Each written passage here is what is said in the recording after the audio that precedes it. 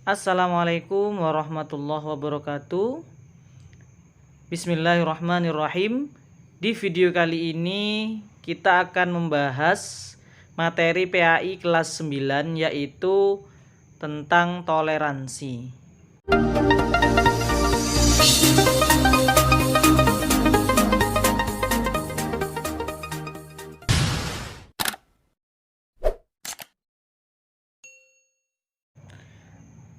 Toleransi dalam bahasa Arab atau dalam agama Islam dikenal atau disebut juga dengan tasamuh. Apa itu toleransi?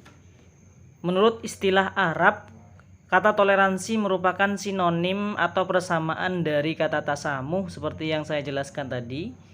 Jadi tasamuh itu apa?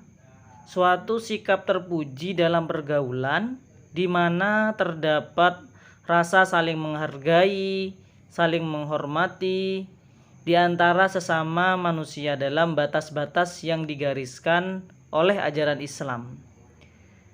Menurut pengertian umum, toleransi atau tenggang rasa adalah suatu sikap menerima dan damai terhadap apa yang terjadi, atau sikap menghormati orang lain untuk melaksanakan hak-haknya. Karena orang hidup itu memiliki hak atau kebebasan masing-masing untuk melakukan apa yang diinginkan. Jadi memiliki hak-hak, menghormati hak orang lain itu yang disebut dengan toleransi. Termasuk dalam hal ini adalah hak untuk memeluk agama atau meyakini agama tertentu. Toleransi itu bagaikan sebuah bangunan yang terdiri dari besi, dari semen, dari pasir yang itu saling menguatkan. Begitu pula toleransi. Jadi perbedaan akan menjadi sumber kekuatan apabila bersatu dan bekerja sama. Makanya sikap toleransi ini sangat penting untuk kita miliki atau kita kerjakan dalam kehidupan kita sehari-hari. Tetapi seperti yang tadi di awal, dalam garis-garis tertentu. Jadi toleransi ini apabila kita melakukannya, maka itu akan menjadi sesuatu kekuatan yang besar dengan syarat bersatu, bekerja sama, dan mau menerima satu dengan yang lainnya.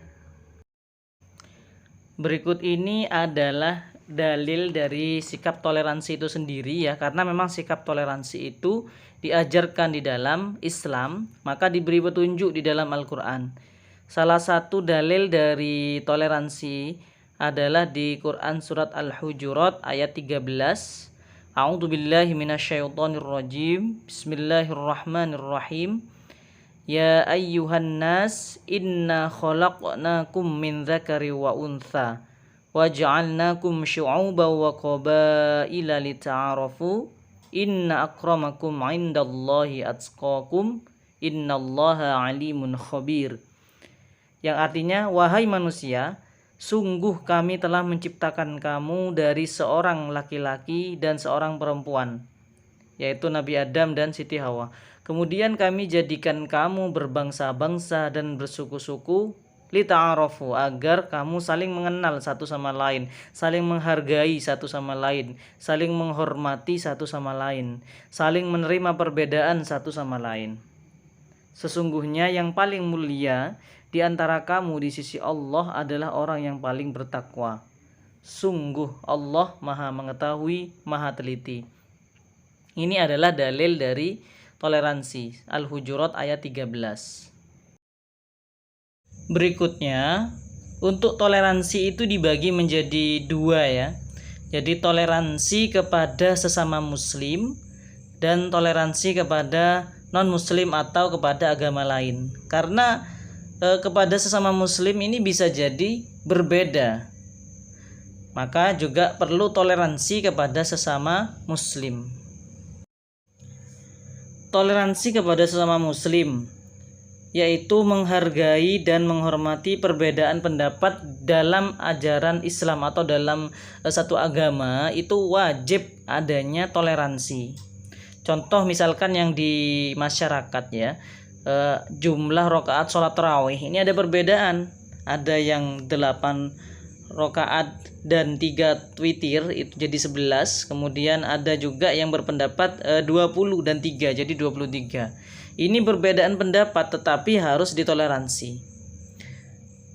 Kemudian kunut, misalkan ada ya sholat subuh yang menggunakan kunut, ada sholat subuh yang tidak menggunakan kunut. Ini juga ada perbedaan di masyarakat.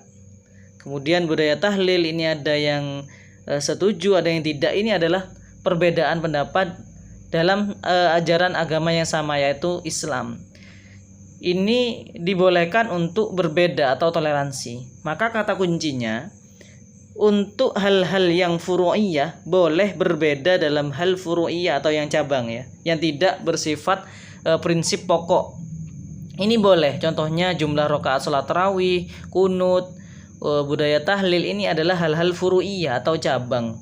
Sedangkan tidak boleh berbeda dalam hal yang usuliyah atau yang pokok.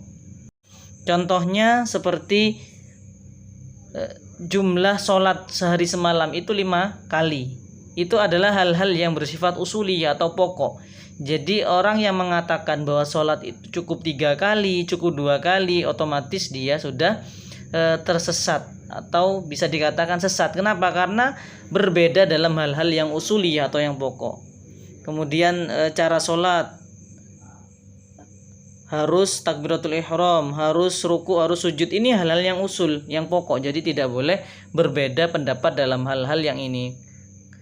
Kalau bacaannya misalkan, maka itu boleh. Iftitah ada versi lain, dua versi misalkan, boleh berbeda karena tidak dalam hal-hal yang pokok atau usuliyah. Itu hanya dalam hal-hal yang furu'iyah atau yang sifatnya cabang. Jadi perlu difahamkan ini, bahwasannya boleh berbeda dalam hal-hal yang tidak prinsip atau furu'iyah, dan tidak boleh berbeda dalam hal-hal yang usuliyah. Contoh, Allah itu Tuhan, kita jumlahnya 1 esa, kemudian rukun iman itu ada 6, rukun Islam itu 5, itu hal-hal yang usuliyah, yang pokok, dan tidak boleh berbeda dalam hal tersebut.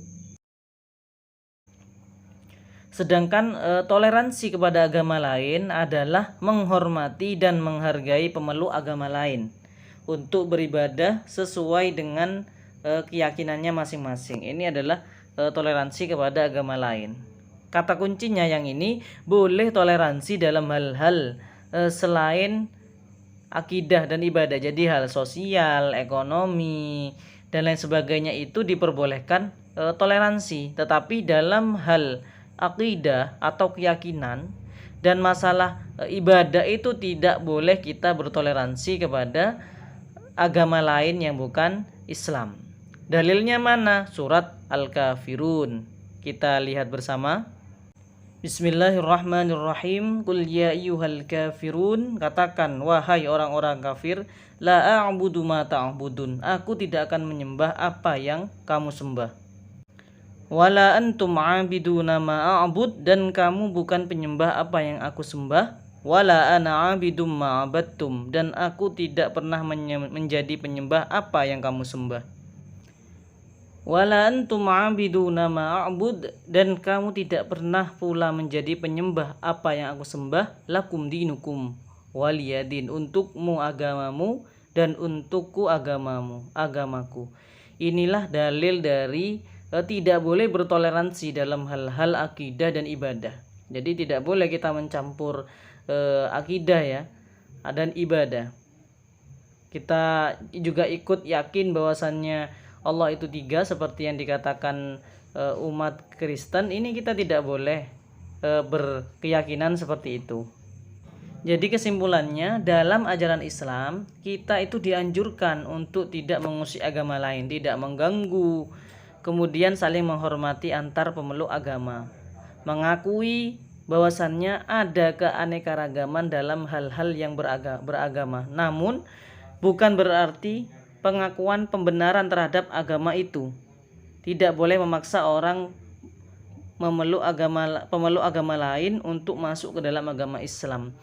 Jadi di sini kita boleh mengakui adanya keanekaragaman agama, tetapi kita tidak boleh meyakini bahwasannya agama orang lain itu yang benar. Jadi kita harus meyakini dengan sepenuh hati bahwasannya agama kita adalah agama yang paling benar. Kemudian contoh sikap toleransi dalam kehidupan sehari-hari ini menjadi penutup dalam video kali ini. Contoh sikap toleransi dalam lingkungan agama, misalkan adanya sikap saling menghormati dan menghargai antara pemeluk agama, menghormati kebebasan para pemeluk agama untuk menjalankan ibadahnya masing-masing. Ini contoh sikap toleransi dalam kehidupan sehari-hari dalam lingkungan agama. Kemudian contoh sikap toleransi dalam lingkungan sekolah, misalkan mematuhi tata tertib sekolah yang berlaku.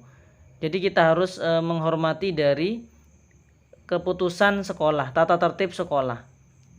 Yang kedua, saling menyayangi dan menghormati sesama pelajar, berkata yang sopan dan tidak berbicara kotor atau menyinggung perasaan orang lain. Ini merupakan bentuk sikap toleransi. Jadi anak-anak tidak boleh mengolok-olok temannya, kemudian berbicara jorok, berbicara kotor untuk mengolok-olok temannya. Ini bukan perilaku toleransi yang diajarkan oleh Islam. Harus dihindari perilaku seperti itu. Kemudian contoh sikap toleransi dalam lingkungan di masyarakat, tidak membeda-bedakan suku, ras atau golongan, tidak membeda-bedakan status sosial antara kaya dan miskin. Jadi sama kedudukan meskipun beda ras, beda suku, kita tidak boleh membeda-bedakan dalam hal tersebut. Dan yang terakhir, contoh sikap toleransi dalam kehidupan berbangsa dan bernegara, yaitu menciptakan persatuan dan kesatuan meskipun berbeda tetapi tetap satu. Kemudian kita tumbuhkan rasa kebangsaan atau nasionalisme atau hubbul waton, dan mengakui dan menghargai hak asasi manusia. Jika ini kita terapkan dalam kehidupan sehari-hari, insya Allah seperti yang sudah dibahas sebelumnya, kita bagaikan suatu bangunan yang akan kokoh untuk menghadapi permasalahan-permasalahan pada saat ini, baik itu dalam permasalahan lingkup agama, sosial, masyarakat maupun bernegara. Baik, mungkin itu saja materi yang bisa disampaikan dalam video kali ini. Terima kasih atas perhatiannya. Wassalamualaikum warahmatullahi wabarakatuh.